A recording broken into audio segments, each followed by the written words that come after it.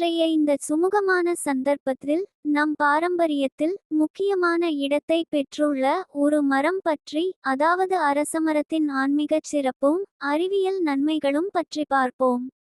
அரசமரம் வெறும் ஒரு மரம் அல்ல. இது நம் புராணங்களால் போற்றப்பட்டு நம் முன்னோர்களால் பெருமைப்படுத்தப்பட்ட ஒரு பரிசுத்தமான மரம். இது தேவலோகத்தின் மரம் என்றும் கற்பக விருட்சம் என்றும் அழைக்கப்படுகிறது. ஏனென்றால் நம் வாழ்க்கையின் முக்கியமான விருப்பங்களை, தேவைகளை இந்த மரம் பூர்த்தி செய்யும் சக்தி கொண்டது என்பதே நம்பிக்கை. இந்துமத புராணங்களின்படி அரச மரத்தின் வேரில் பிரம்மா, தண்டில் விஷ்ணு, உச்சியில் சிவன் வாசம் செய்கிறார்கள் என்று கூறப்பட்டுள்ளது. அதாவது ஒரே மரத்தில் மூவரும் இருப்பதால் அந்த மரத்தை வலம் வருவது மூவரையும் ஒரே நேரத்தில் வழிபடுவதற்குச் சமமானதாக கருதப்படுகிறது. இது போன்ற மரம் வேறெங்கும் இல்லை.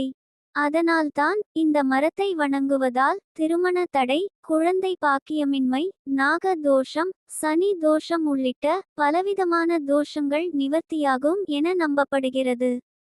இதை செய்ய மிகவும் முக்கியமான 2 நாட்கள் உண்டு. சோமவார அமாவாசை, அதாவது திங்கட்கிழமையுடன் அமாவாசை கூடும் நாள். அடுத்து சனிக்கிழமை, சனி பகவான் சார்ந்த தோஷங்களை நீக்க மிகச்சிறந்த நாள்.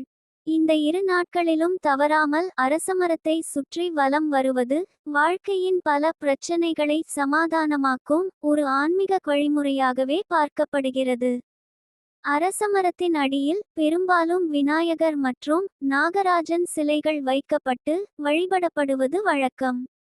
இதன் மூலம் நாக தோஷம் நீங்கி குழந்தை பேறு கிடைக்கும் என்ற நம்பிக்கையும் உள்ளது.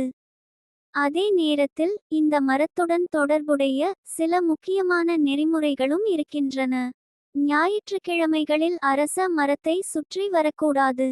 சாயங்காலம் சூரியன் அஸ்தமிக்க பிறகு அரச மரத்தை சுற்றவும் தொடவும் கூடாது.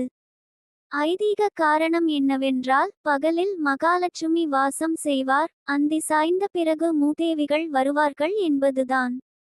எனவே அந்த நேரங்களில் அரச மரத்தை வணங்குவதை தவிர்க்கச் சொல்லப்பட்டுள்ளது. இது ஆன்மீகம் மட்டுமல்ல, அறிவியல் ரீதியிலும் முக்கியத்துவம் கொண்டது. அரசமரம் மற்ற மரங்களை விட அதிக அளவில் ஆக்சிஜன் வெளியிடும் தன்மை கொண்டது. சில ஆய்வுகளின்படி இரவும் கூட ஆக்சிஜன் உமிழக்கூடிய தன்மை இதற்கு இருக்கலாம். இந்த மரத்தை சுற்றி நம்மால் சுத்தமான காற்றை சுவாசிக்க முடிகிறது. மன அழுத்தம் குறைகிறது, உடல் புத்துணர்ச்சி பெறுகிறது, பெண்களின் ஹார்மோன் சீராக்கம், மாதவிலக்கு சுழற்சி போன்ற உடல் செயல்பாடுகள் மேம்படுகிறது. இதெல்லாம் கருப்பை ஆரோக்கியத்தையும் குழந்தை பெற வாய்ப்புகளையும் அதிகரிக்க உதவுகிறது. இப்படி பார்த்தால் அரச மரத்தை சுற்றி வலம் வருவது என்பது நம்முடைய உடலுக்கும் மனதுக்கும் ஆன்மீகத்திற்கும் ஒரு ஆரோக்கியமான சடங்காகவே உள்ளது. கடைசியாக ஒரு விஷயம் மட்டும் நினைவில் வைத்துக் கொள்ளுங்கள். அமாவாசை மற்றும் சனிக்கிழமை ஆகிய 2 நாட்களில் அரசமரத்தை வலம் வருவது நமக்குள் உள்ள நம்பிக்கையை வளர்க்கிறது, வாழ்க்கையின் தடைகளை நீக்குகிறது, செல்வ செழிப்பு, குழந்தை பாக்கியம் போன்ற பல ஆசிகளை நமக்கு கொடுக்கிறது. அதனால் அரச மரத்தை நம்பிக்கையோடு வலம் வருவோம். நம்முடைய வாழ்விலும் மாற்றங்களை அனுபவிக்க தயாராக இருப்போம். பரிகாரங்கள் எல்லாம் நாம் செய்கின்ற செயல்களுக்கு துணை தானே தவிர அதுவே தீர்வல்ல. நன்றி.